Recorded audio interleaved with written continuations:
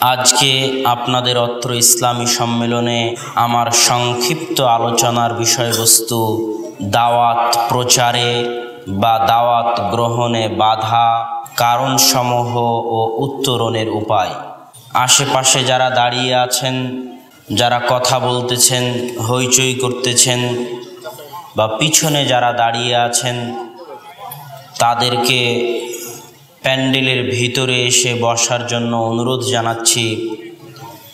কেননা কোরআন এবং হাদিসের যে অনুষ্ঠান, এই অনুষ্ঠানের একটি আদব আছে, শিষ্টাচার আছে, বৈশিষ্ট্য আছে। রাসূল সাল্লাল্লাহু আলাইহি ওয়াসাল্লাম কোনোদিন কথা বলেছেন আর তার সাহাবীরা দাঁড়িয়ে দাঁড়িয়ে তার বক্তব্য শুনেছে, এরকম নজির ইসলামের ইতিহাসে নাই। রাসূল সাল্লাল্লাহু আলাইহি ওয়াসাল্লাম হয়তো নিজে কখনো দাঁড়িয়ে বলেছেন অথবা মিম্বারে বসে বলেছেন। তিনি কখনো দাঁড়িয়ে কথা বলতেন, কখনো বসে কথা বলতেন, কিন্তু তার সাহাবীরা তার কথা দাঁড়িয়ে দাঁড়িয়ে শুনেছেন, এরকম কোনো নজির নাই। বরং রাসূল সাল্লাল্লাহু আলাইহি ওয়াসাল্লাম যখন কাউকে দাঁড়াতে দেখেছেন তখন তাকে বসতে বলেছেন। এই জন্য আমরা মসজিদে জুমার খুতবা দাঁড়িয়ে শুনি না বসে শুনি? বসে শুনি। কেননা মসজিদে জুমার খুতবা বসে শোনাই কোরআন এবং হাদিসের মজলিসের আদব। আমার একজন উস্তাদ ছিলেন দারুল উলুম দেওবন্দে, মুফতি সাঈদ আহমদ পালানপুরি। তিনি সকাল 9টায় সহিহ বুখারী প্রথম খণ্ডের দার্স শুরু করতেন এবং 12টা 45-এ দার্স শেষ করতেন।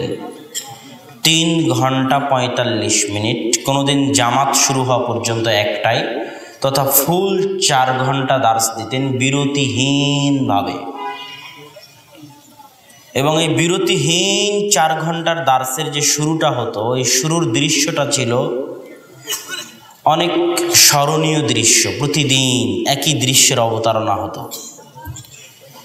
সেটা হচ্ছে উস্তাদজি বিনা বেতনে দারুল উলুম দেওবন্দে পড়ান, এখনও পড়ান। তো যেহেতু উনি বেতনভুক্ত নন, সেহেতু প্রতিষ্ঠানে উপস্থিত হতে উনি বাধ্য নন। উনি ইলম ছড়াবেন, ইলম দিবেন, সে আশায় প্রতিষ্ঠানে আসেন। তো উনি যদি দার্সের শুরুতে বুঝতে পারেন ওনার প্রবেশ করার পরে কোনো ছাত্র দার্সে প্রবেশ করতেছে, উনি প্রবেশ করা অবস্থায় কোনো আওয়াজ আসতেছে, যেমন এখনই এখান থেকে আওয়াজ আসলো, উনি প্রবেশ করার পরে কোনো আওয়াজ আসতেছে দার্স থেকে, উনি প্রবেশ করার পরে কারোর মধ্যে অলসতা লক্ষ্য করা যাচ্ছে, ঘুম ঘুম ভাব বা ঘুমিয়ে আছে, কেননা 1000-1500 ছাত্র এক হল রুমে, এইরকম বিন্দুমাত্র যদি উনি অনুভব করতে পারেন তাহলে উনি দার্স না দিয়ে ফিরে চলে যেতেন।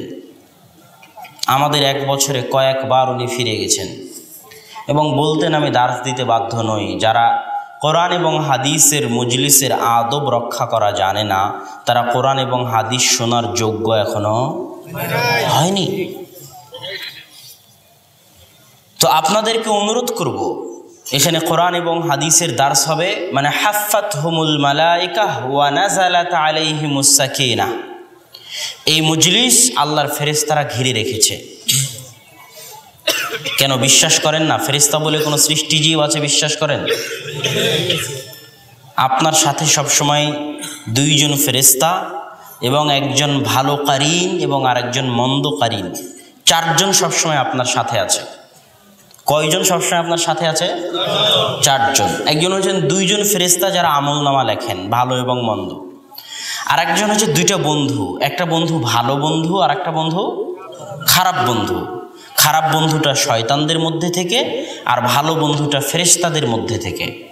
খারাপ বন্ধু সবসময় খারাপের দিকে নিয়ে যেতে চায় আর ভালো বন্ধু আপনাকে ভালোর দিকে নিয়ে যেতে চায়। তথা আপনি যে চলতেছেন 24 ঘন্টা, তো আপনার সাথে কয়জন আছে? 4 জন আছে। আল্লাহ সুবহানাহু ওয়া তাআলার এক আজীব সৃষ্টিজীব হচ্ছে ফেরেশতা, এক আজীব সৃষ্টিজীব ফেরেশতা। এই কিছু এদের মধ্যে কিছু ফেরেশতা আছে যাদেরকে বলা হয় জমিনি ফেরেশতা, আল মালাইকা আল আরদিয়াহ, যারা সর্বদা জমিনে বিচরণ করে। জমিনে বিচরণরত অবস্থায় এদের কাজ হচ্ছে কোথায় কোন মুমিন বান্দা বিপদে পড়লো তাকে উদ্ধার করা, কোথায় কে আল্লাহর জিকির করতেছে সেখানে অংশগ্রহণ করা, কোথায় হাদিসের দার্স হচ্ছে, কোরআনের দার্স হচ্ছে সেখানে অংশগ্রহণ করা।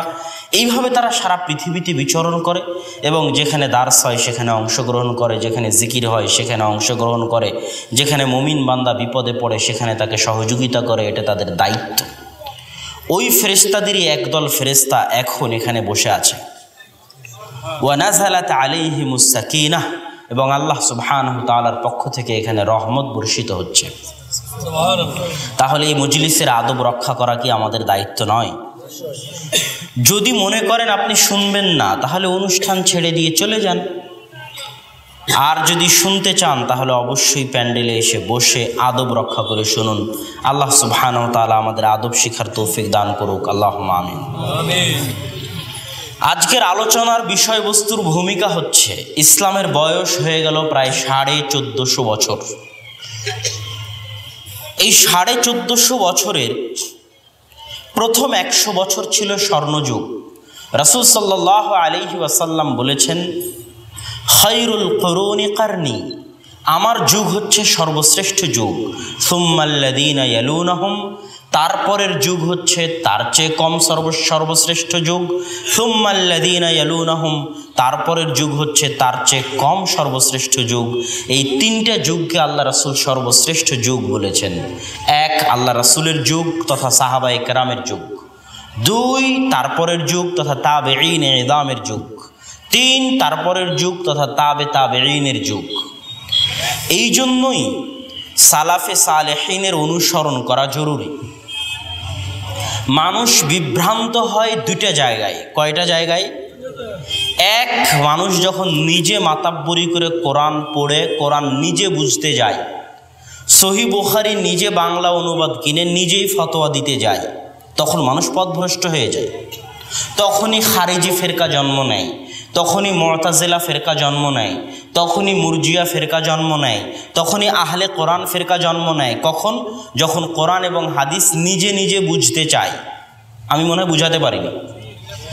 যত ফেরকা জন্ম নিয়েছে সব ফেরকা জন্ম নেওয়ার একটাই কারণ, যে তারা সালাফে সালেহিনের বুঝ না নিয়ে কোরআন এবং হাদিস নিজে নিজে বুঝতে গেছে। আর আরেক জায়গায় বিভ্রান্ত হয়। সেটা কোন জায়গায়? সেটা তারা কোরআন এবং হাদিসকে একদল মানুষ নির্দিষ্ট ইমামের পৈতৃক সম্পত্তি মনে করে না যে কোরআন এবং হাদিস বুঝবো শুধু ইমাম আবু হানিফা রাহিমাহুল্লাহর ফতোয়া অনুযায়ী। তার মানে কোরআন এবং হাদিসকে আবু হানিফা রাহিমাহুল্লাহর পৈতৃক সম্পত্তি? কোরআন এবং হাদিস বুঝবো শুধু ইমাম মালিকের বুঝ অনুযায়ী। কোরআন এবং হাদিসকে ইমাম মালিকের পৈতৃক সম্পত্তি? তারা অনেক বড় ইমাম রাদিয়াল্লাহু তাআলা আনহুম। আমরা তাদেরকে গালি দেওয়া তো বহু দূরের কথা, যারা এই সমস্ত মহতি ইমামদের গালি দেয় আমরা তাদেরকে মুসলমানও মনে করি না। কিন্তু যে যত বড়ই সম্মানী হোক, যে যত বড়ই মর্যাদাবান হোক, যে যত বড়ই শ্রেষ্ঠ হোক, যে যত বড়ই সম্মানী হোক, আমরা তাকে সম্মান করতে রাজি আছি। তবে মুহাম্মদ সাল্লাল্লাহু আলাইহি ওয়াসাল্লামের সম্মানের পরে, মুহাম্মদ সাল্লাল্লাহু আলাইহি ওয়াসাল্লামের সম্মানের চাইতে বেশি পৃথিবীর কাউকে আমরা সম্মান করতে রাজি নই। তো আইম্মায়ে কেরাম তো সম্মানী। দুই জায়গায় মানুষ বিভ্রান্ত হয়। নিজে নিজে কোরআন হাদিস বুঝতে গেলে বিভ্রান্ত হয়, নির্দিষ্ট ইমামের পৈতৃক সম্পত্তি মনে করে কোরআন হাদিস বুঝতে গেলে বিভ্রান্ত হয়। তাহলে মধ্যের রাস্তাটা কি?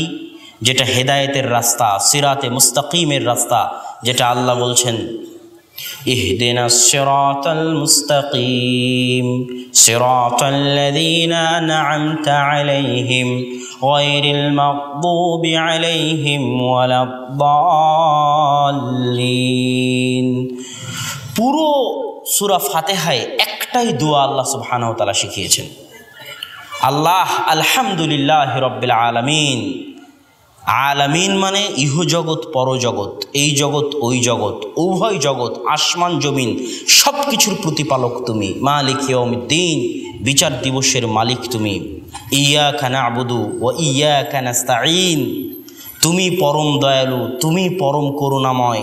ইয়াকা না'বুদু ওয়া ইয়াকা নাস্তাঈন, একমাত্র তোমারই ইবাদত করি, একমাত্র তোমারই নিকটে চাই। এতগুলো কথা আল্লাহ সুবহানাহু ওয়া তাআলা বললেন। প্রথম কথা কি বললেন? তুমি ইহজগৎ পরজগতের মালিক, রব। দুই, তুমি পরম করুণাময় ও দয়ালু, তুমি বিচার দিবসের মালিক, তোমার নিকটেই চাই এবং তোমারই ইবাদত করি। এতগুলো কথা বলার পর একটাই জিনিস আল্লাহ চাইতে শিখিয়েছেন, সেটা কি? ইহদিনাস সিরাতাল মুস্তাকিম, সেটা হচ্ছে সিরাতে মুস্তাকিম দেখান। তো সিরাতে মুস্তাকিম কি সেটা আল্লাহ পরের বাক্যে স্পষ্ট করে দিচ্ছেন। সিরাতে মুস্তাকিম কি? আল্লাযীনা আন'আমতা আলাইহিম, সিরাতে মুস্তাকিম হচ্ছে ওটা যাদের উপর আপনি রহমত করেছেন তাদের পথ। সিরাতে মুস্তাকিম কাদের পথ? যাদের প্রতি আপনি রহমত করেছেন। এই যাদের প্রতি আপনি রহমত করেছেন মানে তারা আগে চলে গেছে, তারাই সালাফে সালেহিন, তথা সালাফে সালেহিনের পথই হচ্ছে সিরাতে মুস্তাকিম। ওটাই আল্লাহ সুবহানাহু ওয়া তাআলা সূরা ফাতিহায় শিখিয়েছেন। এই জন্য মধ্যবর্তী রাস্তা হচ্ছে সালাফে সালেহিনকে অনুসরণ করা। আমরা এই কথা কেন বলছিলাম? আমাদের এই কথা আসলো যে এই যে গত 1400 বছর ইসলামের বয়স, তার মধ্যে সর্বশ্রেষ্ঠ যে যুগ রাসূল সাল্লাল্লাহু আলাইহি ওয়াসাল্লাম এবং সাহাবায়ে কেরামের যুগ, এই যুগ পার হয়ে যাওয়ার পর ইসলামের যে জয়যাত্রা ছিল, ইসলামের যে বিশাল স্রোতের গতি ছিল, সেই গতি স্তিমিত হয়ে যায়। রাসূল সাল্লাল্লাহু আলাইহি ওয়াসাল্লাম তার মাত্র 23 বছরের জীবনে সারা আরব বিশ্বে ইসলামকে ছড়িয়ে দিতে সক্ষম হয়েছিলেন। খোলাফায়ে রাশিদিন মাত্র তাদের 40 বছরের শাসনকালে রোম এবং পারস্যের সাম্রাজ্যের যে শক্তিশালী ভিত ছিল তা মাটিতে মিশিয়ে ধূলিসাৎ করে দিতে সক্ষম হয়েছিলেন। পরবর্তীতে উমাইয়া খলিফাদের 100 বছরে অর্ধ পৃথিবীরও বেশি ইসলামের পতাকা পথপথ করে উড্ডয়ন করতেছিল। কিন্তু তারপরে যখন ইসলামের জাওয়াল, মুসলমানদের অধঃপতন যখন শুরু হয়, তখন থেকে নিয়ে আজ পর্যন্ত মুসলমানরা সেই স্রোত ফিরিয়ে আনা তো বহু দূরে থাক, যতটুকু তারা অর্জন করেছিল তা রক্ষা করতে করতেই সময় শেষ হয়ে গেছে। কখনো পেরেছে, কখনো পারেনি। উদাহরণ নেবেন, এই যে স্পেনের নাম শুনেছেন? স্পেনের নাম হয়তো সবাই শুনেননি, কিন্তু মেসির নাম তো সবাই শুনেছেন নাকি? যুবক সমাজ শুনুনি, মেসি একটা প্লেয়ার আছে, একটা ক্লাবে খেলে, সেই ক্লাবের নাম হচ্ছে বার্সেলোনা, এবং আরও ক্লাব আছে রিয়াল মাদ্রিদ। এই ক্লাবগুলো যেই দেশে অবস্থিত সেই দেশের নাম হচ্ছে স্পেন। এবার বুঝতে পারলেন স্পেন কোন দেশ? সৌদি আরবে আমরা দেখি, সৌদি আরবের যুবকেরা, আমার খুব আফসোস হয়, কষ্ট হয়, শরীরে রোম শিউরে ওঠে যে আরব দেশের এই সমস্ত যুবক, এই সমস্ত কিশোর, তারা মেসির 10 নম্বর গেঞ্জি ইউজ করে। প্রচুর মেসির ভক্ত আছে সৌদিতে, রোনালদোর গেঞ্জি ইউজ করে, মেসির গেঞ্জি ইউজ করে, এবং তারা বার্সেলোনা, রিয়াল মাদ্রিদ এই সমস্ত ক্লাবের খেলা নিয়ে সর্বদা মত্ত থাকে। যেমন আমাদের যুব সমাজ বিপিএলের খেলা নিয়ে মত্ত থাকে, বিপিএলের জুয়ায় মত্ত থাকে। তবে আফসোস হই, কোন জায়গায় কষ্ট পাই, যে এই সমস্ত যুবক জানে না, আশ্চর্যের বিষয়, এই সমস্ত যুবক জানে না যেই সমস্ত ক্লাবের, যেই সমস্ত প্লেয়ারের খেলা নিয়ে তারা আনন্দ করতেছে, সময় নষ্ট করতেছে, ওই সমস্ত ক্লাব, ওই সমস্ত প্লেয়াররা যেখানে খেলে সেই মাটি, সেই সরজমিনের মালিক একদিন মুসলমানেরা ছিল। শুধু তাই নয়, অনেক বড় বড় ইমাম এই জমিন থেকে এসেছে। তাফসিরে কুরতুবির নাম শুনেছেন? তাফসিরে কুরতুবির লেখক ইমাম কুরতুবি স্পেনের ইমাম। কুরতুবাকে ইংরেজিতে বলা হয় কর্ডোভা। ইংরেজিতে যেটা কর্ডোভা সেটি আরবিতে কুরতুবা। ওই কর্ডোভা শহরের ইমাম হচ্ছেন তাফসিরে কুরতুবির লেখক ইমাম কুরতুবি, স্পেনের ইমাম। হাফিজুল মাগরিব ইবনু আব্দুল বার 463 হিজরিতে মারা গেছেন। তাকে বলা হতো মাগরিব বা স্পেনের হাফেজ, বিখ্যাত ইমাম। মুয়াত্তা মালিকের দুইটা ব্যাখ্যা গ্রন্থ তিনি লিখেছেন। মুয়াত্তা মালিক ইমাম মালিকের লেখা হাদিস গ্রন্থ, যার দুইটা ব্যাখ্যা গ্রন্থ হাফেজ ইবনু আব্দুল বার লিখেছেন। তার বাড়ি হচ্ছে স্পেনে। ইবনু হাজাম আন্দালুসি বিখ্যাত ইমাম, তার শত শত বড় বই আছে, আল মুহাল্লা, যেই বই ছাড়া উলামায়ে কেরাম ফতোয়া দিতে পারে না, সেই বইয়ের লেখক ইবনু হাজাম আন্দালুসি হচ্ছেন স্পেনের ইমাম। আব্দুল হক আল ইশবিলি বিখ্যাত মুহাদ্দিস, তার বহু বই আছে আহকামের উপর লিখিত, যে বইগুলোর পরবর্তীতে ইমামেরা ব্যাখ্যা করেছে। তিনি হচ্ছেন স্পেনের ইমাম। এইভাবে যদি স্পেনের ইমামদের নাম বলতে থাকি তো শেষ করা যাবে না, কিন্তু মুসলমানেরা তাদের ইতিহাস জানে না। তো স্পেন মুসলমানেরা হারিয়ে ফেলেছে। যে বাইতুল মাকদেস ফিলিস্তিন, সে বাইতুল মাকদেস এখন পর্যন্ত মুসলমানেরা 2 বার হারিয়েছে। যেই বাইতুল মাকদেস ওমর রাদিয়াল্লাহু তাআলা আনহু পায়ে হেঁটে এসে বিজয় করেছিলেন, বিজয় লাভ করেছিলেন। তার গোলাম ছিল উটের পিঠে, তিনি ছিলেন পায়ে হাঁটা অবস্থায়। এত বিশাল খলিফা যে বাইতুল মাকদেস বিজয় করেছেন, সেই বাইতুল মাকদেস মুসলমানেরা কয়বার হারিয়েছে? 2 বার হারিয়েছে। একবার সালাহুদ্দিন আইয়ুবির মাধ্যমে আল্লাহ উদ্ধার করিয়ে দিয়েছেন, আর একবার এখনও মাকবুজ, এখনও ইহুদি জায়নবাদী জায়নিস্টদের হাতে আছে। আমার বলার উদ্দেশ্য কি ছিল? আমার বলার উদ্দেশ্য হচ্ছে যে কোরআন রাসূল সাল্লাল্লাহু আলাইহি ওয়াসাল্লামের যুগে ছিল, যে কোরআন সাহাবা ইকরামের যুগে ছিল, যে হাদিস আল্লাহ রাসূলের যুগে ছিল, যে হাদিস সাহাবা ইকরামের যুগে ছিল, সেই কোরআন সেই হাদিস কি এখন নাই? সেই হাদিস সেই কোরআন এখনো আছে, কিন্তু দাওয়াতের সেই স্রোত, দাওয়াতের সেই গতি, দাওয়াতের সেই স্পিড, ইসলামের সেই গতি এখন কেন নাই? প্রশ্নটা মনে হয় আমি বুঝাতে পারিনি। আমি আবার আপনাদের সামনে প্রশ্ন রাখি, যদি বুঝাতে না পারি আমার সাথে কথা বলবেন। জনগণ তো আপনারা আছেন, কথা বলতে তো কোনো সমস্যা নেই, না সমস্যা আছে? বুঝতে না পারলে বলবেন বুঝতে পারিনি। ইসলামের যে গতি রাসূল সাল্লাল্লাহু আলাইহি ওয়াসাল্লামের যুগে ছিল, খোলাফায়ে রাশিদিনের যুগে ছিল, সেই কোরআন সেই হাদিস এখনো থাকার পরেও সেই গতি কেন নাই? প্রশ্ন কি ঠিক না বেঠিক? ঠিক। এই প্রশ্নের উত্তর আমাকে এবং আপনাকে খুঁজতে হবে। এই প্রশ্নের উত্তর খুঁজতে গিয়ে আজকের আলোচনার বিষয় আমরা নির্ধারণ করেছি যে দাওয়াতি পথে মানুষ কেন দাওয়াত গ্রহণ করে না, সত্য কেন জানতে পারে না, জানতে পারলেও কেন গ্রহণ করতে চায় না, এর কারণ কি হতে পারে? প্রথম কারণ হচ্ছে দাওয়াতি পদ্ধতিতে আমাদের ভুল আছে। স্বয়ং রাসূল সাল্লাল্লাহু আলাইহি ওয়াসাল্লাম যে পদ্ধতিতে দাওয়াতি কাজ করেছেন, আমাদের যুবকেরা সেই পদ্ধতিতে দাওয়াতি কাজ করে না। আমরা আলেম ওলামারা সেই পদ্ধতিতে দাওয়াতি কাজ করি না। তার মধ্যে 1 নাম্বার ত্রুটি, একটি হাদিস আমি আপনাদের সামনে পেশ করি। সহিহ বুখারীর একদম প্রথম অধ্যায়ে হাদিস পাবেন। রাসূল সাল্লাল্লাহু আলাইহি ওয়াসাল্লাম যখন গারে হিরায় জিবরাইল আলাইহিস সালাতু ওয়াস সালাম যখন তার কাছে এসে পবিত্র কোরআনের ওহী নিয়ে আসলেন, ইকরা ইকরা ইকরা, পড়ো মুহাম্মদ, পড়ো মুহাম্মদ, পড়ো মুহাম্মদ বলে যখন তাকে সজোরে চেপে ধরলেন এবং ইকরা বিসমি রব্বিকাল্লাযী খালাক এই 5টি আয়াত যখন তাকে দিয়ে গেলেন, তখন রাসূল সাল্লাল্লাহু আলাইহি ওয়াসাল্লাম এই নতুন অভিজ্ঞতায় ভীত সন্ত্রস্ত হয়ে তাড়াতাড়ি বাসায় ফিরে এসে খাদিজা রাদিয়াল্লাহু তাআলা আনহাকে বলতেছেন, জাম্মিলুনি জাম্মিলুনি জাম্মিলুনি, খাদিজা চাদর দাও, চাদর দাও, চাদর দাও।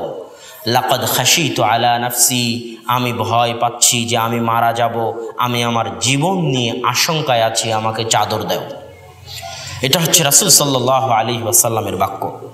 খাদিজা রাদিয়াল্লাহু তাআলা আনহা আল্লাহ রাসূলের এই কথা শুনে রাসূল সাল্লাল্লাহু আলাইহি ওয়াসাল্লামকে বললেন, কাল্লা ওয়াল্লাহি, কখনো নহে, আল্লাহ সুবহানাহু তাআলার কসম, কাল্লা ওয়াল্লাহি, কখনো নহে, আল্লাহ সুবহানাহু তাআলার কসম করে আমি বলতে পারি, লা ইউখজিকাল্লাহু আবাদা, আল্লাহ সুবহানাহু তাআলা অবশ্যই কখনোই আল্লাহ সুবহানাহু তাআলা আপনার ক্ষতি করতে পারেন না। আল্লাহ সুবহানাহু তাআলা আপনাকে কখনোই অপমান অপদস্থ করতে পারেন না। কসম করে এত দৃঢ় বিশ্বাসের সাথে একজন মহিলা একজন নবীকে অভয় বাণী দিচ্ছে। এই অভয় বাণীর পিছনে, তার এই দৃঢ় বিশ্বাসের পিছনে কারণ কি থাকতে পারে? সেই কারণগুলো খাদিজা রাদিয়াল্লাহু তাআলা আনহা নিজেই বলতেছেন। সেই কারণগুলো কি? খাদিজা রাদিয়াল্লাহু তাআলা আনহা বলতেছেন, খাদিজা রাদিয়াল্লাহু তাআলা আনহা, আপনি হয়তো ভাববেন যে খাদিজা রাদিয়াল্লাহু তাআলা আনহা এটা বলবেন যে আল্লাহর রাসূল, আপনাকে আল্লাহ কখনোই অপমান করতে পারেন না, কেননা আপনি হেরা গুহায় বসে আল্লাহর ইবাদত করতেন। সারা আরব যখন জাহিলিয়াতের অন্ধকারে ডুবেছিল, মানুষ যখন মদ পানে ব্যস্ত ছিল তখন আপনি কোনোদিন মদ পান করেননি। সারা আরবে যখন জেনার রমরমা বাণিজ্য চলতেছিল তখন আপনি কোনোদিন জেনায় লিপ্ত হননি। এই বৈশিষ্ট্যগুলো হয়তো বলবেন খাদিজা রাদিয়াল্লাহু তাআলা আনহা, কিন্তু এগুলোর একটাও তিনি বললেন না। তিনি বললেন না যে আপনি হেরা গুহায় বসে যে আল্লাহর ইবাদত করেছেন এই জন্য আল্লাহ আপনার ক্ষতি করবেন না, এ কথা তিনি বললেন না। তিনি কি বললেন? ইন্নাকা লা তাসিলুর রাহিম, হে আল্লাহর রাসূল, আল্লাহ আপনার ক্ষতি করবেন না, কেননা আপনি আত্মীয়তার সম্পর্ক রক্ষা করে চলেন। 2 নম্বর, ওয়া তাহমিলুল কাল, আপনি যে নিজের বোঝা উঠাতে পারে না, অচল হয়ে গেছে, বেকার হয়ে আছে, সেই অচল বেকার ব্যক্তির বোঝা আপনি বহন করেন, দায়িত্ব আপনি গ্রহণ করেন। ওয়া তুকসিবুল মাদুম, যার কিছুই নাই তাকে আপনি সাহায্য সহযোগিতা করেন। ওয়া তাকরিদ দাইফ, মেহমান আসলে মেহমানকে আপনি সম্মান করেন। ওয়া তুঈনু আলা নওয়াইবিল হক, পৃথিবীর মানুষ যে কোনো বিপদে পড়ুক না কেন, সেই বিপদে আপদে পড়ে আপনার কাছে সাহায্য চাইলে আপনি সেই বিপদে পড়া ব্যক্তির জন্য সাহায্য করার জন্য এগিয়ে যান। সম্মানিত উপস্থিতি, আমরা হয়তো অনেক সহি আকীদা শিখে ফেলেছি, অনেক আমল শিখে ফেলেছি, কিন্তু আল্লাহে আমাদের মধ্যে মুআমালাহ, আমাদের চরিত্রগত, আমাদের ব্যবহারগত অনেক ত্রুটি আছে। আমরা যদি আমাদের সেই ব্যবহারগত ত্রুটির সংশোধন না করি তাহলে আমাদের দাওয়াতে কখনো গ্রহণ হবে না, মানুষ গ্রহণ করবে না আমাদের দাওয়াত। যেভাবে রাসূল সাল্লাল্লাহু আলাইহি ওয়াসাল্লামের দাওয়াত মানুষ গ্রহণ করেছে, আশ্চর্য হবেন, পৃথিবীর সবচেয়ে বড় কাফেরের মধ্যে যাদেরকে গণ্য করা হয়, যার লাশকে আল্লাহ নিদর্শন স্বরূপ পৃথিবীতে রেখে দিয়েছেন, তার নাম কি? ফেরাউন। সেই ফেরাউনের নিকটে আল্লাহ সুবহানাহু ওয়া তাআলা মূসাকে পাঠাচ্ছেন। পৃথিবীর এত বড় কাফের নিকটে আল্লাহ সুবহানাহু ওয়া তাআলা মূসাকে পাঠাচ্ছেন, আর কি বলছেন?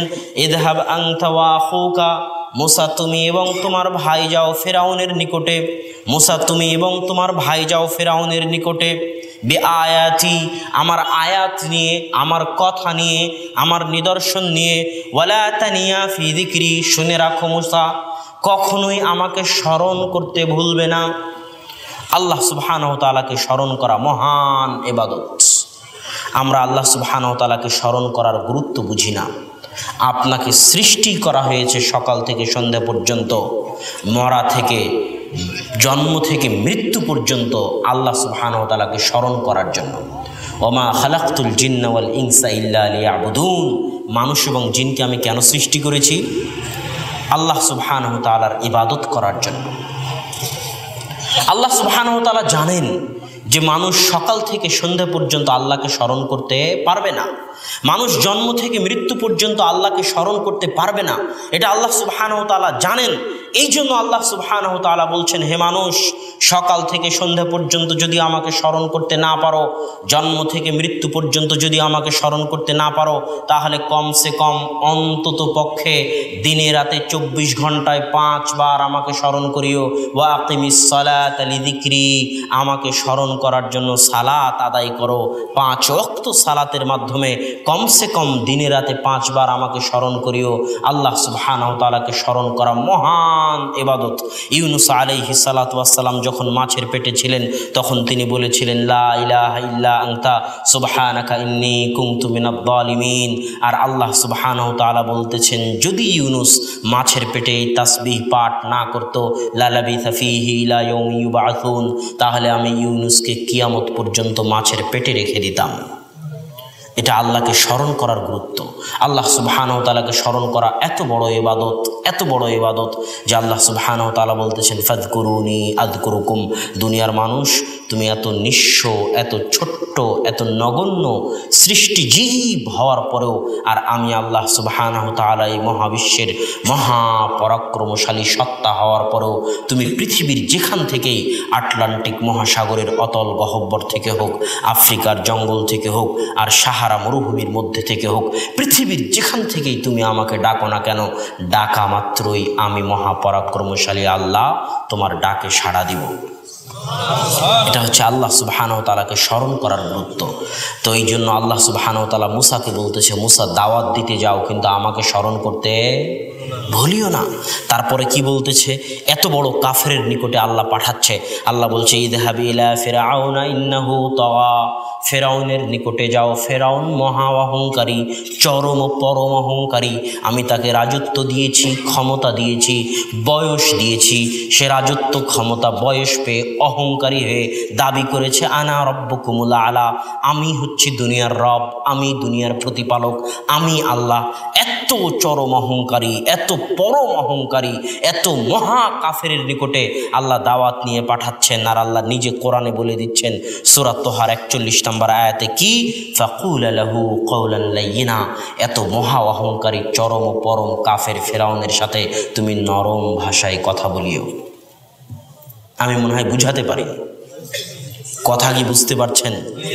আপনার আশেপাশের যাদেরকে মনে করতেছেন দাওয়াতি কাজ করা দরকার, মনে করতেছেন ভ্রান্ত আকিদার, মনে করতেছেন বাতিল আকিদার, মনে করতেছেন আমল আখলাক ঠিক নাই, সে কি ফেরাউনের চাইতে বড় কাফের? উত্তর দিন, সে কি ফেরাউনের চাইতে বড় কাফের? তাহলে ফেরাউনের সাথে যদি ভালো ব্যবহার করা লাগে, তার সাথে কি লাগবে না? অবশ্যই লাগবে। সম্মানিত উপস্থিতি, এই ভালো ব্যবহার, চারিত্রিক উন্নয়ন যদি না থাকে, তাহলে এই যে ফেসবুক, ইউটিউবের মাধ্যমে দুই একটা বক্তব্য হয়তো শুনেছেন, এই দুই একটা বক্তব্য দিয়ে বিচ্ছিন্নভাবে মানুষ হেদায়েত হতে পারে, কিন্তু সামাজিক বিপ্লব কোনোদিন আসবে না। দাওয়াতি মাঠে সামাজিক বিপ্লব কোনোদিন আসবে না। যে সামাজিক বিপ্লব আল্লাহ রাসূলের যুগে ছিল, যে সামাজিক বিপ্লব সাহাবায়ে কেরামের যুগে ছিল, যে সামাজিক বিপ্লব তাবেঈনের যুগে ছিল, সেটা কোশ্চিনকালেও আসবে না। ওটার জন্য লাগবে ব্যক্তিত্ব, ওটার জন্য লাগবে উন্নত চরিত্র। ব্যক্তিত্ব কাকে বলে? আপনি যখন চলবেন, আপনাকে দেখে 10টা মানুষ প্রভাবিত হবে, এর নাম ব্যক্তিত্ব। আর আপনার মধ্যে এতটুকুও ব্যক্তিত্ব নাই, সমাজের মানুষ তো প্রভাবিত হওয়া দূরের কথা, আপনার পরিবারের সদস্যরা পর্যন্ত আপনার দ্বারা প্রভাবিত নয়। আপনি মনে করেছেন সকাল থেকে সন্ধ্যা পর্যন্ত 100 বার স্ত্রীকে ভালোবাসি বললে, যুবক মনে করেছে বিয়ে করবে আর স্ত্রীকে 100 বার আই লাভ ইউ বললে সংসার টিকবে। জি না, ব্যক্তিত্ব ছাড়া সংসার আপনি কন্ট্রোল করতে পারবেন না। যদি ব্যক্তিত্ব দেখতে চান, তাহলে আমি আপনাকে 1টা মিনিট ব্যক্তিত্ব দেখাই। আয়েশা রাদিয়াল্লাহু তাআলা আনহা বলছেন, কুন্না রাজা'না মিনাল গাজওয়া, আমরা একটা যুদ্ধ থেকে ফিরছিলাম মদিনাতে। সাকাতাতলি কিলাদাতুন, আমার গলার হার ছিল, গলার হার হারিয়ে গেল।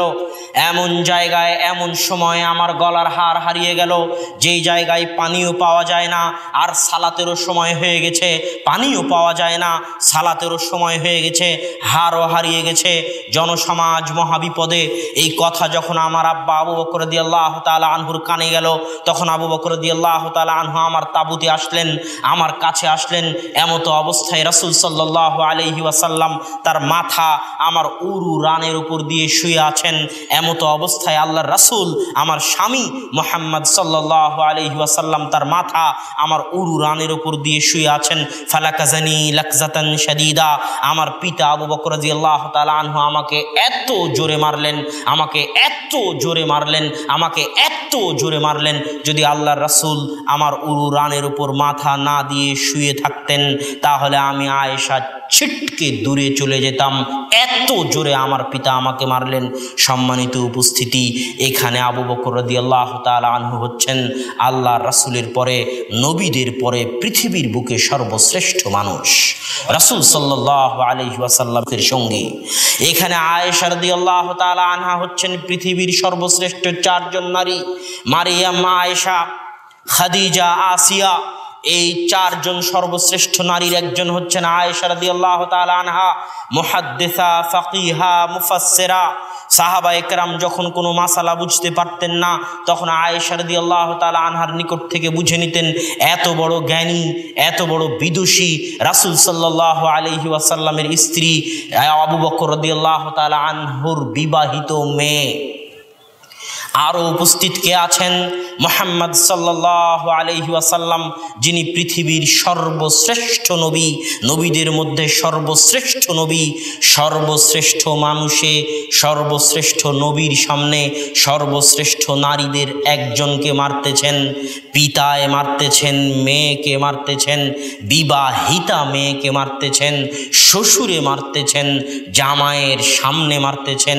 সে জামাই যেমন তেমন জামাই নয়, পৃথিবীর সর্বশ্রেষ্ঠ নবীদের একজনের সামনে মারতেছেন, সর্বশ্রেষ্ঠ মানুষে মারতেছেন, সর্বশ্রেষ্ঠ নারীকে মারতেছেন, বিবাহিতা নারীকে মারতেছেন, জামাইয়ের সামনে মারতেছেন। এর নাম ব্যক্তিত্ব।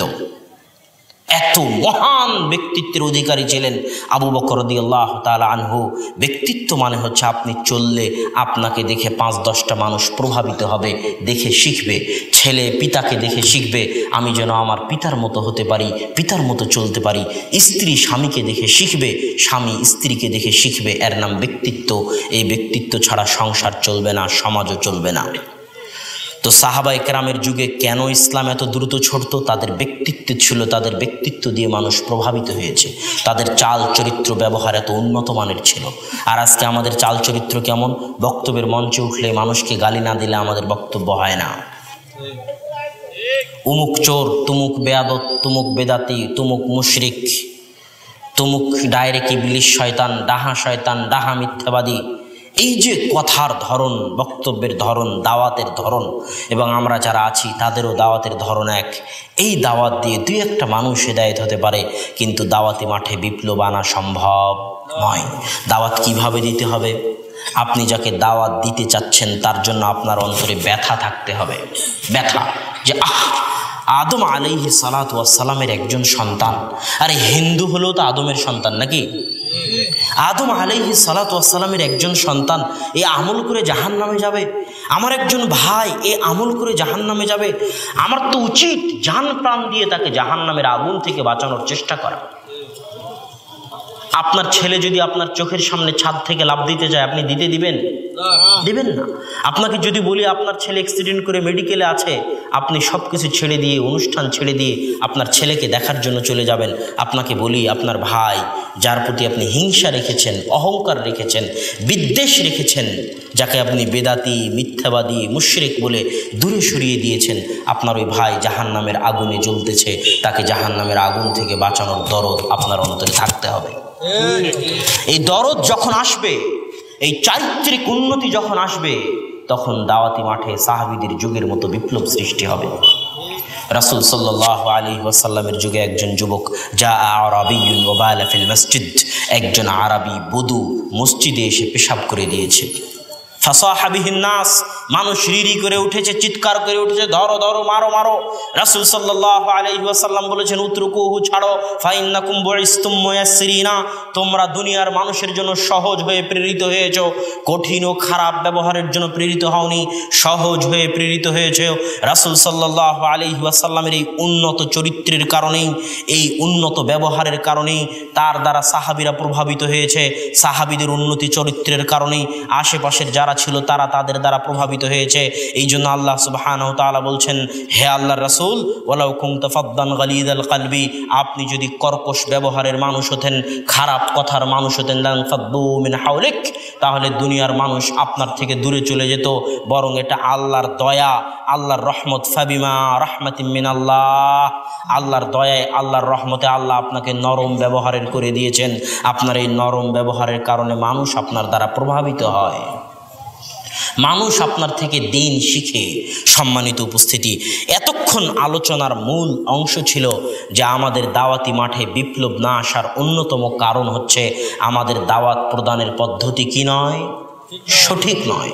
রাসূল সাল্লাল্লাহু আলাইহি ওয়াসাল্লামের যে 5টা গুণ খাদিজা বললেন, ওই 5টা গুণই মানব সেবা সংক্রান্ত, মানব সেবার সাথে সম্পৃক্ত। আমরা সেটা থেকে দূরে চলে গেছি, এই জন্যই দাওয়াতি মাঠে বিপ্লব নাই। আপনারা ডাক্তার জাকির নায়েকের বহু ভিডিও দেখেননি? দেখেছেন? তার ভিডিওতে বহু মানুষ ইসলাম গ্রহণ করে না। ইসলাম গ্রহণ করার পর তাদের কি হয়? তাদের জিম্মেদারি, তাদের দায়িত্ব, তাদের ব্যবস্থাপনা, তাদের হেফাজতের দায়িত্ব কেউ গ্রহণ করে? কেউ গ্রহণ করে না। কিন্তু রাসূল সাল্লাল্লাহু আলাইহি ওয়াসাল্লামের যুগে কেন মানুষ ইসলাম গ্রহণ করবে না? রাসূল সাল্লাল্লাহু আলাইহি ওয়াসাল্লামের যুগে ওয়ালাউল ইসলাম, ইসলাম গ্রহণ করার মাধ্যমে একটা সম্পর্ক স্থাপিত হতো। কেউ যদি কারো হাতে ইসলাম গ্রহণ করে, তাহলে যার হাতে ইসলাম গ্রহণ করবে তার সার্বিক দায়িত্ব যে তার হাতে ইসলাম গ্রহণ করতেছে তার হেফাজতের, তার খাওয়ার, তার পড়ার, তার বিবাহের, তার বাড়ি, তার ঘরের এভরিথিংয়ের দায়িত্ব সে পালন করবে যার হাতে সে ইসলাম গ্রহণ করবে। এই ব্যবস্থা কার যুগে ছিল? রাসূল সাল্লাল্লাহু আলাইহি ওয়াসাল্লামের যুগে ছিল। সে ব্যবস্থা এখন নাই। হাজারো হিন্দু আছে ভারতে যারা এই নিরাপত্তার অভাবে ইসলাম গ্রহণ করতে পারে না। এই জন্য দাওয়াতি মাঠে বিপ্লব নয়, শুধু ইউটিউব ফেসবুকের বিচ্ছিন্ন দাওয়াত দিয়ে দাওয়াতি মাঠে বিপ্লব সম্ভব নয়। যতক্ষণ না আমরা আমাদের চরিত্রকে উন্নত করব, আমাদের ব্যক্তিত্বকে উন্নত করব, আমাদের ব্যবহারকে উন্নত করব, যার দ্বারা আমরা আমাদের আশেপাশের মানুষকে প্রভাবিত করতে পারবো। 2 নম্বর পয়েন্ট, 2 নম্বর কারণ হচ্ছে দাওয়াতকে অনুষ্ঠানের মধ্যে সীমাবদ্ধ করে দেওয়া। তার মানে আপনি পৃথিবীর যে কোনো ধর্মকে যদি ধ্বংস করতে চান তো সেটাকে অনুষ্ঠানের মধ্যে সীমাবদ্ধ করে দিন। যেমন কথার কথা আপনি ভাবতেছেন আমি হিন্দু ধর্মকে ধ্বংস করে দেব, তো হিন্দু ধর্মকে অনুষ্ঠানের মধ্যে সীমাবদ্ধ করে দিন। যেই দিন দুর্গা পূজা হবে সেই দিন হিন্দুরা আসবে, দুর্গা পূজা নাই, হিন্দুরাও নাই। তার মানে হিন্দু ধর্ম কি শেষ? খ্রিস্টান ধর্মকে শেষ করতে চান, খ্রিস্টান ধর্মকে অনুষ্ঠানের মধ্যে সীমাবদ্ধ করে দিন। যেই দিন শুধু বড়দিন হবে, ঈসা আলাইহিস সালাতু ওয়াস সালামের জন্মদিন হবে, সেই দিন মানুষজন গির্জায় আসবে, জন্মদিন শেষ, গির্জাও খালি। কথা মনে বুঝাতে পারলাম না? ঠিক ইসলামকে যদি ধ্বংস করতে চান তো ইসলামকে অনুষ্ঠানের মধ্যে সীমাবদ্ধ করে দিন। কিভাবে? যেই দিন শুধু শবে বরাত হবে সেই দিন মসজিদ ভর্তি, শবে বরাত শেষ, মুসল্লিও নাই। আছে না নাই? যেই দিন ঈদে মিলাদুন্নবী হবে সেই দিন ট্রাকে করে আল্লাহ রাসূলের প্রতি ভালোবাসা দেখানোর জন্য বের হয়েছে আর বলছে ইয়া নবী সালাম আলাইকা, বলে না? অথচ এই বাক্যের মধ্যে যে আল্লাহ রাসূলের অপমান হয় সেটা কিন্তু আমাদের এই ভাই জানে না। আমি তাদেরকে বলতে চাই, হে ভাই, তোমরা যারা ইয়া নবী সালাম আলাইকা পড়ো, তারা একবার আল্লাহ তার রাসূলকে কিভাবে ডেকেছে একবার তো দেখো। সারা কোরআন একবার তো খুলে দেখো। এই সমগ্র কোরআনের প্রথম থেকে নিয়ে শেষ পর্যন্ত আল্লাহ অন্য নবীদেরকে যতবার ডেকেছেন সব নবীকে নাম ধরে ডেকেছেন। ইয়া জাকারিয়া, জাকারিয়ার নাম ধরে ডেকেছেন। ইয়া ইব্রাহিম, ইব্রাহিম আলাইহিস সালাতু ওয়াস সালামের নাম ধরে ডেকেছেন। কিন্তু যখন আমাদের নবী মুহাম্মদ সাল্লাল্লাহু আলাইহি ওয়াসাল্লামকে ডেকেছেন তখন বলছেন ইয়া আইয়ুহান নবী কুল লি আজওয়াজিক, আইয়ুহান নবী। আপনারা তাশাহুদে পড়েন না আইয়ুহান নবী? না তাশাহুদে ইয়া নবী আছে? তাশাহুদে কি আছে? আইয়ুহান নবী আছে। তাহলে ইয়া নবী আর আইয়ুহান নবীর মধ্যে পার্থক্য কি? আমি আপনাকে বললাম এ আব্দুল্লাহ, এ আহমদ, এই ডাকের মধ্যে কোনো সম্মান আছে? কোনো সম্মান নাই। আপনি প্রধানমন্ত্রীকে ডাকতে চান মাননীয় প্রধানমন্ত্রী, মহামান্য বিচারপতি, সম্মানিত জনাব অমুক অমুক, ডাকেন না? তো আল্লাহ সুবহানাহু ওয়া তাআলা যখন তার নবীকে ডাকতেছে তখন বলতেছে ইয়া আইয়ুহান নবী, হে মাননীয় নবী, হে সম্মানিত নবী, হে মহামান্য নবী, হে সম্মানিত নবী মুহাম্মদ সাল্লাল্লাহু আলাইহি ওয়াসাল্লাম। নামটাও আল্লাহ নেননি, জাস্ট হে সম্মানিত, হে মহামান্য নবী বলে ডেকেছেন। আর সেই জায়গায় তারা বলছে ইয়া নবী মানে এই মোহাম্মদ, ইয়া নবী মানে এই মোহাম্মদ, নাউযুবিল্লাহ। আর তারা বলতেছে তারা নাকি আল্লাহ রাসূলের আশিক। হে ভাই, আপনি একবার চিন্তা করুন যে আপনি আল্লাহ রাসূলের আশিকের নামে আল্লাহ রাসূলকে অপমান করতেছেন। সম্মানিত উপস্থিতি, তাহলে ঈদে মিলাদুন্নবী একটা অনুষ্ঠান। এই অনুষ্ঠানের মধ্যে যখন আমি দিনকে সীমাবদ্ধ করে দিলাম, ঈদে মিলাদুন্নবী শেষ, ইসলামও শেষ। টঙ্গীর ইজতেমায় হাজার হাজার মানুষ একসাথে হাত তুলে দোয়া করতেছে, টঙ্গীর ইজতেমাও শেষ, মুসল্লিও শেষ। তো ইসলামকেও যদি ধ্বংস করতে চান সেটাকে কার মধ্যে সীমাবদ্ধ করে দিতে হবে? অনুষ্ঠানের মধ্যে। ঠিক দাওয়াতকে যদি ধ্বংস করতে চান দাওয়াতকে কার মধ্যে সীমাবদ্ধ করতে হবে? অনুষ্ঠানের মধ্যে। এই যে আজকে এত বড় প্রোগ্রামের আয়োজন, বক্তা আসবে রাজশাহী থেকে, ঢাকা, নারায়ণগঞ্জ, রংপুর থেকে বক্তা আসবে, আশপাশ থেকে মানুষজন আসবে, এত টাকা খরচ, অমুক অমুক মেহমান। এই অনুষ্ঠান যখন শেষ তখন বক্তারও দাওয়াত শেষ, শ্রোতারও দাওয়াত শেষ। কথা মনে হয় বুঝাতে পারলাম না? এই বক্তাই যখন ফিরে যাবে তখন হয়তো তার পাড়া প্রতিবেশী গান বাজাচ্ছে, সে তাকে দাওয়াত দেয় না। তার পাড়া প্রতিবেশী হয়তো সালাত আদায় করে না, তাকে দাওয়াত দেয় না। হতে পারে তার গাড়ির ড্রাইভারই মিথ্যা কথা বলে, তাকে দাওয়াত দেয় না। তার রুমমেট সালাত আদায় করে না, ফজরের সময় উঠে না, তাকে দাওয়াত দেয় না। কথা মনে বুঝাতে পারিনি। আজকে বক্তব্যের দাওয়াতের মাঠ হয়ে গেছে মুভির মতো। মুভি সিনেমা বুঝেন? অবশ্যই বুঝেন। মুভি সিনেমায় দেখবেন টপ 10 লিস্ট, সর্বশীর্ষ স্থানে 10টা মুভি আছে, এতটা দর্শক হয়েছে, এতগুলো সিনেমা হলে এতটা ভিড় হয়েছে, ইউটিউবে এত ভিউ হয়েছে। আজকে দাওয়াত হচ্ছে এর মধ্যে সীমাবদ্ধ হয়ে গেছে। কোন বক্তার বক্তব্যে কত লাখ দর্শক উপস্থিত হলো, কার ইউটিউবের ভিউ কত হলো, কার ফেসবুকের ভিউ কত হলো, এই ফেসবুকের লাইভ আর এই ক্যামেরার ভিডিও আর ইউটিউবের ভিডিও আর উপস্থিত জনগণ কার বক্তব্যে কত উপস্থিতি হলো, এই আনুষ্ঠানিকতার মধ্যে মুভির মতো দাওয়াত কি হয়ে গেছে? সীমাবদ্ধ হয়ে গেছে। আর মুভিতে যেমন নায়ক নায়িকার অভিনয় করে, বক্তাও তেমন এখানে এসে অভিনয় করে চলে যায়, শ্রোতাও অভিনয় করে চলে যায়। এভাবে দাওয়াত চললে এর দ্বারা সামাজিক মাঠে বিপ্লব কোশ্চিনকালও আসতে পারে না। দাওয়াতকে অনুষ্ঠানের মধ্যে সীমাবদ্ধ করে দেওয়া হয়েছে। দাওয়াত হচ্ছে 24 ঘন্টার বিষয়, সকাল সন্ধ্যার বিষয়। 24 ঘন্টা আপনাকে দাওয়াতি কাজ করতে হবে। শুধু আলেম ওলামাকে নয়, শুধু আলেম ওলামাকে নয়, মাদ্রাসার হুজুরকে নয়, মসজিদের ইমামকে নয়। কুনতুম খায়রা উম্মাতিন উখরিজাত লিন্নাস তা'মুরুনা বিল মা'রুফ ওয়া তানহাউনা আনিল মুনকার। তোমরা হচ্ছে সর্বশ্রেষ্ঠ জাতি। কোন জাতি? মুসলিম জাতি। তোমরা সর্বশ্রেষ্ঠ জাতি। তোমাদের কাজই হচ্ছে মানুষকে সৎ কাজের আদেশ দাও এবং অসৎ কাজ থেকে নিষেধ করো। এটা কাদের কাজ বলেন তো? জোরে বলেন, কাদের কাজ? মুসলমানের কাজ, মানে আপনারও কাজ। দাওয়াত দেওয়া কার কাজ? আপনারও কাজ। সকাল সন্ধ্যা আপনাকে দাওয়াতি কাজ করতে হবে। আপনার বাড়িতে, আপনার ঘরে, আপনার অফিসে, আপনার আদালতে, সর্বত্র আপনাকে দাওয়াতি কাজ করে যেতে হবে। যদি আপনি দাওয়াতি কাজ না করেন সর্বত্র, বরং দাওয়াতকে অনুষ্ঠানের মধ্যে সীমাবদ্ধ করে দেন, তাহলে কয়েকটা জিনিস থেকে আপনি বঞ্চিত হবেন। এক, দোয়া করলে আপনার দোয়া আল্লাহর দরবারে কবুল হবে না।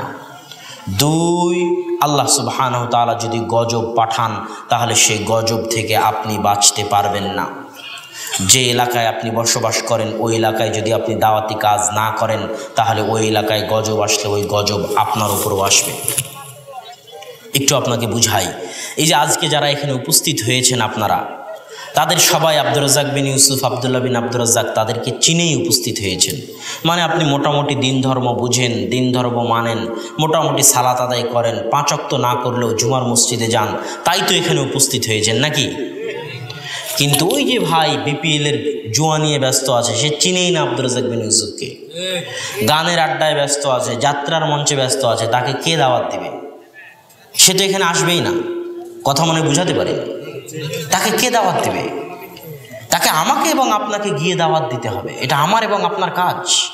দাওয়াতকে যদি আমরা এই অনুষ্ঠানের শিকল থেকে ছিন্ন করতে না পারি, এই অনুষ্ঠানের জেল থেকে মুক্ত করতে না পারি, তাহলে দাওয়াতি মাঠে বিপ্লব আনা সম্ভব নয়। অতএব দ্বিতীয় কারণ দাওয়াত আটকে যাওয়ার, দাওয়াতকে অনুষ্ঠানের মধ্যে সীমাবদ্ধ করে দেওয়া।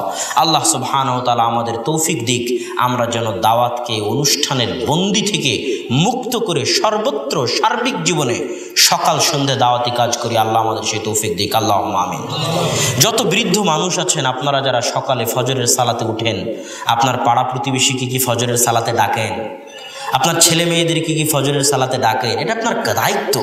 আমি আমার নানাকে দেখেছি, কেউ উঠুক আর না উঠুক, আমার নানা কোনোদিন ফজরের সালাতে একাই কাউকে বিনা ডেকে মসজিদে যায়নি, ডাকতে ডাকতে মসজিদে যেতেন। এটা আপনার দায়িত্ব।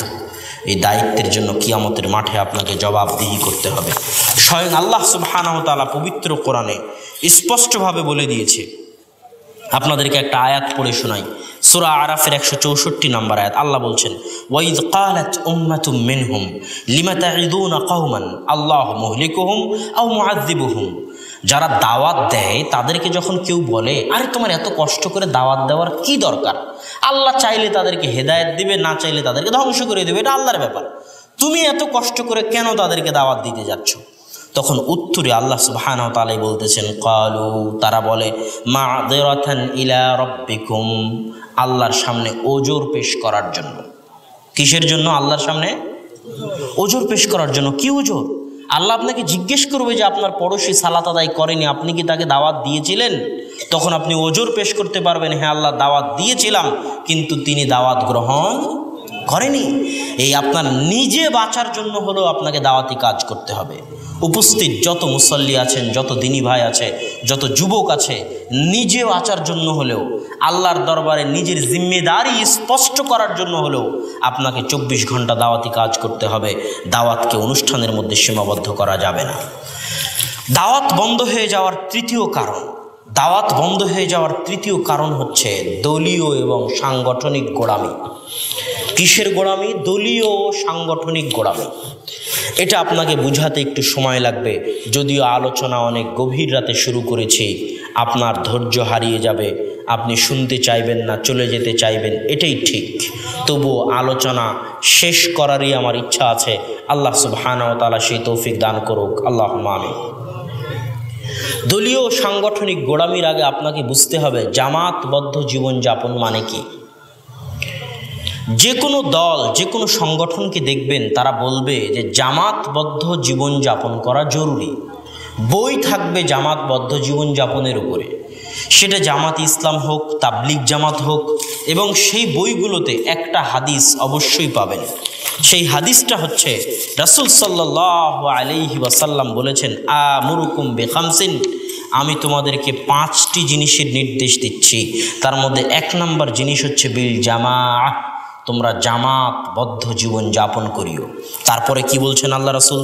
জেনে রাখো, ফা ইন্নাহু মান খারাজা মিনাল জামাআহ কিদা শিবরিন, কেউ যদি জামাত থেকে 1 বিঘত পরিমাণ বের হয়ে যায়, কেউ যদি জামাত থেকে 1 বিঘত পরিমাণ বের হয়ে যায়, তাহলে ফাকাদ খালা রিবকাতাল ইসলামি মিন উনুকি, তাহলে তার কাঁধ থেকে ইসলাম খুলে পড়ে গেল। ওমান দাআ বিদাওয়াল জাহিলিয়াহ, আর কেউ যদি জাহিলিয়াতের দাওয়াত দেয়, ফাহুয়া মিন জুসা জাহান্নাম, তাহলে সে জাহান্নামের খড় কুটো, জাহান্নামের কাঠ, জাহান্নামের জ্বালানিতে পরিণত হবে। ওয়াইন সামা ওয়াইন সাল্লা, যদিও সে সালাত আদায় করে, যদিও সে সিয়াম পালন করে, ওয়াইন সামা ওয়াইন সাল্লা, যদিও সে সালাত আদায় করে, যদিও সে সিয়াম পালন করে। অনেক কঠিন, অনেক ভয়ঙ্কর, অনেক ভয়াবহ হাদিস। জামাতবদ্ধ জীবন যাপন করতে হবে। কেউ যদি জামাত থেকে 1 বিঘত বের হয়ে যায়, তাহলে সে কি থেকে বের হয়ে গেল? কথা বলতেছেন না যে কি থেকে বের হয়ে গেল? ইসলাম থেকে বের হয়ে গেল। তাবলিগ জামাতের বইয়ে দেখবেন একই হাদিস আছে। যারা আগে ইজতেমা শেষ করলো তারা হচ্ছে সাদ কান্ধলবির বিরোধী গ্রুপ, আর যারা পরে ইজতেমা করবে তারা সাদ কান্ধলবি গ্রুপ।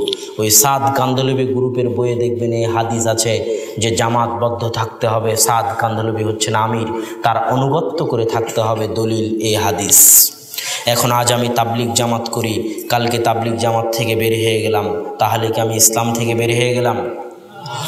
আর একটা হাদিস শুনেন, রাসূল সাল্লাল্লাহু আলাইহি ওয়াসাল্লাম বলতেছেন, লা ইয়াহিল্লু দামু মরিইন মুসলিমিন ইল্লা সালাসা, মুসলমানের রক্ত হারাম, মুসলমানের ধন সম্পদ হারাম, মুসলমানের মান সম্মান হারাম। মুসলমানের রক্ত হারাম মানে আপনি মুসলমানকে মারতে পাবেন না, আপনি মুসলমানকে হত্যা করতে পাবেন না। মুসলমানের ধন সম্পদ হারাম মানে আপনি মুসলমানের টাকা পয়সা চুরি করতে পারবেন না, ডাকাতি করতে পারবেন না। মুসলমানের মান সম্মান হারাম মানে আপনি মুসলমানের গীবত করে, তহমত, অপবাদ দিয়ে তার মানহানি করতে পারবেন না। কেমন হারাম? রাসূল সাল্লাল্লাহু আলাইহি ওয়াসাল্লাম বলছেন, আইয়ু শাহরিন হাদা, এটা কোন মাস? তো দিলহজ। আইয়ু বালাদিন হাদা, কোন শহর? তো বলে এটা মক্কা শহর। তো বলে জেনে রাখো হে সাহাবীরা, আলা দিমাউকুম ওয়া আমওয়ালুকুম ওয়া আরাদুকুম, তোমাদের রক্ত, তোমাদের ধন সম্পদ, তোমাদের মান সম্মান এমনই হারাম যেমন এই মক্কা শহর হারাম, যেমন এই দিলহজ মাস হারাম, তথা কাবা ঘরের যেমন দাম, একজন মুসলমানের রক্ত, ধন সম্পদ ও ইজ্জতের তেমন দাম।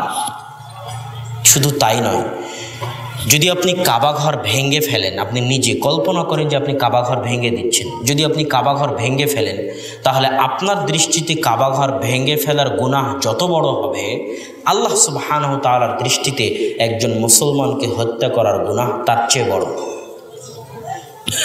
স্বয়ং রাসূল সাল্লাল্লাহু আলাইহি ওয়াসাল্লাম স্পষ্ট বলে দিয়েছেন, লা হাদামুল কাবাহ আহওয়ানু ইনদাল্লাহ, আল্লাহ সুবহানাহু ওয়া তাআলার নিকটে কাবা ঘর ধ্বংস হয়ে যাওয়া মুসলমানের রক্তের চাইতে কম মূল্যের। মুসলমানের রক্তের এত মূল্য লাউ ইশতারাকু আহলুল আরদি ওয়া আহলুস সামা, আসমান এবং জমিনের সকল অধিবাসী, আসমানে যত ফেরেশতা আছে, জমিনে যত মানুষ আছে, জমিনে যত জিন আছে, সবাই যদি একত্রিত হয়ে একজন মানুষকে হত্যা করে, গণপিটুনি নাম শুনেছেন? গণপিটুনিতে আপনি মনে করেন সবাই যখন মারতেছে আমিও একটা থাপ্পড় দিয়ে দিলাম, আমার কি আর গুনাহ হবে? মনে করেন না? কথা বলেন না কেন? অবশ্যই মনে করে মানুষ। তো রাসূল সাল্লাল্লাহু আলাইহি ওয়াসাল্লাম বলতেছে, এই রকম গণপিটুনি যদি সারা পৃথিবীর সব মানুষ মিলে দেয়, সারা পৃথিবীর সকল ফেরেশতা মিলে দেয়, সারা পৃথিবীর সকল জিন মিলে দেয়, দিয়ে যদি একজন মুসলমানকে হত্যা করে, লাকাব্বাহুমুল্লাহু জামিআন ফিন্নার, তাহলে ওই একজন মুসলমানের রক্তের বদলা নিতে আল্লাহ সারা পৃথিবীর সকল মানুষ, আদম থেকে নিয়ে কিয়ামত পর্যন্ত সারা পৃথিবীর সকল জিন, সমগ্র আসমানের সকল ফেরেশতাকে একসাথে জাহান্নামে নিক্ষেপ করে দিবেন। এটা হচ্ছে একজন মুসলমানের রক্তের মূল্য। এখন দেখেন আল্লাহ রাসূল কি বলতেছে। আল্লাহ রাসূল বলতেছে মুসলমানের রক্ত হারাম, তবে 3 শ্রেণীর মুসলমানকে হত্যা করা যাবে। 1, আস-সাইয়্যিবুজ জানি, যে বিবাহিত অবস্থায় জেনা করেছে তাকে হত্যা করা যাবে। 2, যে আরেকজন মুসলমানকে অন্যায়ভাবে হত্যা করেছে তাকে হত্যা করা যাবে। 3, মুফারিকুল জামাআহ, যে জামাত ছেড়ে দিয়েছে তাকে হত্যা করা যাবে। মানে আমি আজ তাবলিগ জামাত করতাম, জামাত ছেড়ে দিলাম, তো আমাকে হত্যা করা যাবে? আল্লাহ রাসূল তো বলতেছে জামাত ছেড়ে দিলে হত্যা করা যাবে। তাহলে জামাতবদ্ধ জীবনযাপনের অর্থ আমরা সঠিক বুঝিনি। এই জন্য আমি বলি, আসমানের নিচে জমিনের উপরে যত হাদিস আছে মাজলুম, অত্যাচারিত, নির্যাতিত, যেই সমস্ত হাদিসের উপর দুনিয়ার মানুষ অত্যাচার করেছে, বিকৃত করেছে, সঠিক অর্থ করেনি, সেই সমস্ত হাদিসের মধ্যে একটা হাদিস হচ্ছে জামাতবদ্ধ জীবনযাপনের হাদিস। জামাতবদ্ধ জীবনযাপনের হাদিসকে বিকৃত করা হয়েছে। সম্মানিত উপস্থিতি, আপনাদেরকে আর একটা হাদিস শোনাই, যে হাদিস থেকে এই হাদিসের অর্থ স্পষ্ট হবে। আবু বকর রাদিয়াল্লাহু তাআলা আনহু যখন রাসূল সাল্লাল্লাহু আলাইহি ওয়াসাল্লামের মৃত্যুর পরে ইসলামী খেলাফতের খলিফা হলেন, তখন একদল মানুষ যাকাত দিতে অস্বীকার করল। তখন আবু বকর রাদিয়াল্লাহু তাআলা আনহু বললেন, ওয়াল্লাহি লা উকাতিলান্নাহুম, আল্লাহর কসম করে বলছি যারা যাকাত দিবে না আমি তাদের বিরুদ্ধে যুদ্ধ করব। তখন ওমর রাদিয়াল্লাহু তাআলা আনহু বলছেন, হে আবু বকর রাদিয়াল্লাহু তাআলা আনহু, কাইফা তুকাতিলুনহুম, যারা যাকাত দিবে না আপনি কিভাবে তাদের বিরুদ্ধে যুদ্ধ করবেন? অথচ তারা আল্লাহকে এক মেনে, আল্লাহর রাসূলকে নবী মেনে সাক্ষ্য দিয়েছে। আর যারা আল্লাহকে এক মেনে, আল্লাহর রাসূলকে নবী মেনে সাক্ষ্য দিয়েছে, তাদের রক্ত হারাম, তারা মুসলমান, তারা যাকাত দিবে না, তাদেরকে আপনি কিভাবে হত্যা করবেন, কিভাবে তাদের বিরুদ্ধে যুদ্ধ করবেন? তখন আবু বকর রাদিয়াল্লাহু তাআলা আনহু বলছেন, শোনো ওমর, ওয়ালাউ মানাউনি কালানি ওয়াদুনাহু ইলা রাসূলিল্লাহ, তারা যদি আল্লাহর রাসূলের যুগে উট গরু ছাগল যাকাত হিসেবে দিতে এসে উট গরু ছাগলের সাথে দড়িও দিয়ে যেত, আর আমার যুগে উট গরু ছাগল দিয়ে যায় কিন্তু দড়ি না দিয়ে যায়, শোনো ওমর, তারা যদি আল্লাহর রাসূলের যুগে খেজুর গম ধান চাল ওসর হিসেবে দিতে এসে খেজুর গম ধান চালের সাথে তার বস্তাও দিয়ে যেত, আর আমি আবু বকর আমার যুগে খেজুর গম ধান চাল দিয়ে যায় কিন্তু তার বস্তা না দিয়ে যায়, তাহলে আমি আবু বকর ওই দড়ির জন্য, ওই বস্তার জন্য যুদ্ধ চালিয়ে যাব, মারবো না হয় মরবো। এত কঠিন কথা আবু বকর রাদিয়াল্লাহু তাআলা আনহু কেমনে বলতেছেন? আপনারা যারা শ্রোতা আছেন তাদের একটা পরীক্ষা নিয়ে, আমি যে এতক্ষণ বললাম যে জামাত থেকে যে বেরিয়ে যাবে তাকে হত্যা করতে বলছে আল্লাহ রাসূল, আর এই হাদিসে আবু বকর রাদিয়াল্লাহু তাআলা আনহু যারা যাকাত দিবে না তাদেরকে হত্যা করবে। আর ওমর রাদিয়াল্লাহু তাআলা আনহু বলতেছে যে তারা এখনো মুসলমান আছে, আপনি কেন তাদেরকে হত্যা করবেন? তো ওমর রাদিয়াল্লাহু তাআলা আনহুর এই প্রশ্নের উত্তর কি? আপনাদের কাছে এই প্রশ্নের উত্তর কি? প্রশ্ন মনে হয় বুঝতে পারেননি না? প্রশ্ন স্পষ্ট। আবু বকর রাদিয়াল্লাহু তাআলা আনহু যারা যাকাত দিবে না তাদেরকে কি করবেন? জোরে বলেন, তাদেরকে কি করবেন? সব শ্রোতা কথা বলেন। যারা যাকাত দিবে না তাদেরকে আবু বকর রাদিয়াল্লাহু তাআলা আনহু কি করবেন? হত্যা করবেন। আর ওমর রাদিয়াল্লাহু তাআলা আনহু বলতেছে যে এরা তো কালেমা পড়েছে, এরা তো মুসলমান, এদেরকে আপনি কেমনে হত্যা করবেন? তারপরও আবু বকর রাদিয়াল্লাহু তাআলা আনহু তাদেরকে হত্যা করতে চাচ্ছেন। তাহলে আবু বকর রাদিয়াল্লাহু তাআলা আনহুর উত্তর কি? এই প্রশ্নের উত্তর কি? জি হ্যাঁ, তারা জামাত থেকে বের হয়ে গেছে। তারা কি থেকে বের হয়ে গেছে? জামাত থেকে বের হয়ে গেছে। জামাত মানে হচ্ছে ইসলামী খেলাফতের খলিফার অধীনস্থ থেকে তার আনুগত্য করার নাম হচ্ছে জামাতবদ্ধ জীবনযাপন করা। আর যারাই ইসলামী খেলাফতের খলিফার অধীনে থেকে তার বৈধ নির্দেশের আনুগত্য করবে না, তার বিরুদ্ধে বিদ্রোহ করবে, তারাই খারিজি। খারিজি মানে যে বের হয়ে যায়। খারিজি নাম শুনেছেন? খারিজি মানে যে বের হয়ে যায়। কি থেকে বের হয়ে যায়? জামাত থেকে বের হয়ে যায়। ইসলামী খেলাফতের খলিফার নির্দেশ না মেনে ইসলামী রাষ্ট্রের মুসলিম রাষ্ট্রনেতার নির্দেশকে উপেক্ষা করে যারা বিদ্রোহ করে তারা খারিজি। সরকার চাইলে তাদেরকে হত্যা করতে পারবে। এরা জামাত থেকে বের হয়ে গেছে, এরা জামাতবদ্ধ জীবনযাপন করে না। এটা হলো জামাতবদ্ধ জীবনযাপনের 1 নাম্বার অর্থ। জামাতবদ্ধ জীবনযাপনের 2 নাম্বার অর্থ, আল্লাহ সুবহানাহু ওয়া তাআলা আবুল আম্বিয়া ইব্রাহিম আলাইহিস সালাতু ওয়াস সালামকে বলতেছেন। ইব্রাহিম আলাইহিস সালাতু ওয়াস সালাম হচ্ছেন নবীদের পিতা। নবীদের পিতা মানে ইব্রাহিম আলাইহিস সালাতু ওয়াস সালামের পর থেকে নিয়ে মুহাম্মদ সাল্লাল্লাহু আলাইহি ওয়াসাল্লাম পর্যন্ত যত নবী এসেছে তারা কার বংশে? ইব্রাহিম আলাইহিস সালাতু ওয়াস সালামের বংশে। আমাদের নবীও কার বংশে? ইব্রাহিম আলাইহিস সালামের কোন ছেলের বংশে? ইসমাঈল আলাইহিস সালাতু ওয়াস সালামের বংশে। তো এত মহান নবী যিনি সকল নবীর পিতা, তাকে আল্লাহ বলতেছে ওয়াতাহির বাইতিয়া লিত-তাইফিন। ইব্রাহিম, তুমি আর তোমার ছেলে ইসমাইল মিলে কাবা ঘর ঝাড়ু দাও। মানুষ কাবা ঘরে তাওয়াফ করতে এসে মানুষের পা থেকে যে ময়লা পড়ে যায়, মানুষের নাক থেকে যে ময়লা পড়ে যায়, মানুষের শরীর থেকে যে ময়লা পড়ে যায়, ইব্রাহিম তুমি আর তোমার ছেলে মিলে মানুষের ফেলে যাওয়া সেই ময়লা ঝাড়ু দিবা, মানুষের ফেলে যাওয়া সেই ময়লা পরিষ্কার করবা, কাবা ঘরের মেঝে তুমি মুছবা, কাবা ঘরের মেঝে তুমি ঝাড়ু দিবা। কি বুঝলেন? মসজিদ পরিষ্কার করা কাদের কাজ? নবীদের কাজ। কাদের কাজ? নবীদের কাজ। মারিয়াম আলাইহা সালাতু ওয়াস সালামের নাম শুনেছেন?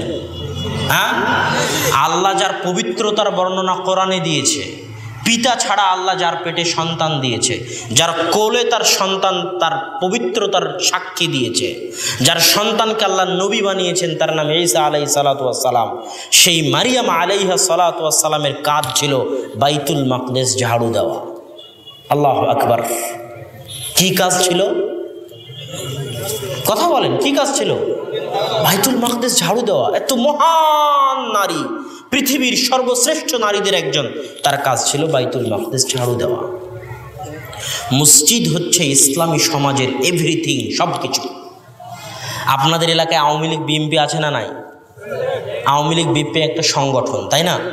এই সংগঠনের নেতা আছে না নাই? ইসলামও একটা সংগঠন। ইসলাম নামক এই সংগঠনেরও নেতা আছে। ইসলাম নামক সংগঠনের নেতাকে মুহাম্মদ সাল্লাল্লাহু আলাইহি ওয়াসাল্লাম। আওয়ামী লীগ বিএনপি করতে হলে চাঁদা দিতে হয় না, হয় না? কথা বলেন, চাঁদা দেন না? দেন না? চাঁদা দিতে হয় না? যত সংগঠন আছে সব সংগঠনে চাঁদা দিতে হয়। ইসলাম নামক সংগঠনের সদস্য থাকতে হলেও কি দিতে হবে? চাঁদা দিতে হবে। সেটা হচ্ছে বাৎসরিক ফরজ যাকাত। যদি নিসাব পরিমাণ সম্পদের মালিক হয়ে থাকেন তাহলে ইসলাম নামক এই সংগঠনে আপনাকে চাঁদা ইয়ানত দিতে হবে, সেই যাকাত। যদি না দেন তো এই সংগঠনের সদস্য থাকতে পারবেন না। সব সংগঠনের প্রশিক্ষণ কর্মশালা আছে, ইসলাম নামক সংগঠনেরও প্রশিক্ষণ কর্মশালা আছে। মাসব্যাপী রমজানের সিয়াম, আপনার সংযম, ধৈর্য, সবর, ক্ষুধা নিবারণ, পাপ থেকে বিরত থাকা, লোভ লালসাকে সংবরণ করতে পারার প্রশিক্ষণ হচ্ছে মাসব্যাপী। এটা হচ্ছে ইসলাম নামক সংগঠনের যারা সদস্য থাকতে চাইবে তাদেরকে এই মাসব্যাপী প্রশিক্ষণে অংশগ্রহণ করতে হবেই হবে, সে বাধ্য। আজকে তাবলিগ জামাতের কেন্দ্রীয় সম্মেলন কোনটা? টঙ্গীর বিশ্ব ইজতেমা। সব দলেরই কেন্দ্রীয় সম্মেলন আছে, ইসলাম নামক সংগঠনেরও কেন্দ্রীয় সম্মেলন আছে, সেটা কি? হজ। যদি সামর্থ্য থাকে তাহলে আপনাকে সেই হজে জীবনে একবার হলেও এই কেন্দ্রীয় সম্মেলনে উপস্থিত হতে হবে, যদি আপনি ইসলাম নামক সংগঠনের সদস্য থাকতে চান। এবার শেষ কথায় চলে আসি, সেটা হচ্ছে সব দলের শাখা অফিস আছে, নাই আওয়ামী লীগ বিএনপির শাখা অফিস? ইসলামের শাখা অফিস হচ্ছে মসজিদ। যদি আপনি ইসলাম নামক সংগঠনের সদস্য থাকতে চান তাহলে দিনে 5 বার এই মসজিদে হাজিরা দিয়ে ইসলাম নামক সংগঠনের সাথে সম্পৃক্ত থাকতে হবে। আর যদি মসজিদের সাথে সম্পৃক্ত না থাকেন তাহলে আপনি জামাত থেকে বের হয়ে গেছেন। কি থেকে বের হয়ে গেছেন? এই কথাটা বুঝে যান। মসজিদের সাথে যদি সম্পৃক্ত না থাকেন 5 ওয়াক্ত সালাতের মাধ্যমে, তাহলে আপনি কি থেকে বের হয়ে গেছেন? জামাত থেকে বের হয়ে গেছেন, মানে ইসলাম থেকে বের হয়ে গেছেন। এই দুইটা কথা বলে যেটা বলতে চাচ্ছি সেটা হচ্ছে জামাতবদ্ধ জীবনযাপনের যত হাদিস আছে যেগুলোকে দল এবং সংগঠনের ক্ষেত্রে প্রয়োগ করা হয়, সেটাই হাদিসগুলোর বিকৃতি। এই হাদিসের দুটাই অর্থ: এক, ইসলামী খেলাফতের খলিফার আনুগত্য করে থাকা, মুসলিম রাষ্ট্রের মুসলিম নেতার বৈধ আদেশের আনুগত্য করে থাকা; 2, প্রত্যেক মসজিদের সাথে সম্পৃক্ত থেকে 5 ওয়াক্ত সালাতে মসজিদে হাজিরা দেওয়া। এটাই জামাতবদ্ধ জীবনযাপন। আজকে আমাদের সমাজে একটি জাহিলিয়াত এসেছে, সেই জাহিলিয়াত হচ্ছে দলীয় জাহিলিয়াত। কেন এটাকে জাহিলিয়াত বললাম? দলিল কি? রাসূল সাল্লাল্লাহু আলাইহি ওয়াসাল্লামের যুগে একজন আনসার, একজন মুহাজির একজন আনসারকে মেরেছে। থাপ্পড় মারুক, হাত দিয়ে মারুক, লাঠি দিয়ে মারুক। আরবিতে ইবারত এসেছে কাসা রাজুলুম মিনাল মুহাজিরিনা রাজুলাম মিনাল আনসার। তখন আনসারের ওই লোক বলতেছে, হে আনসাররা, তোমরা কি দেখো না একজন মুহাজির আমাকে মারলো, তোমরা কোথায়? তখন সব আনসার তার পক্ষে জমা হয়ে গেছে। এবার মুহাজির বলতেছে, হে মুহাজির, তোমরা কি দেখো না এই আনসার আমার বিরুদ্ধে এত মানুষকে জমা করলো, তোমরা কোথায়? মুহাজিররা তার সাথে জমা হয়ে গেছে।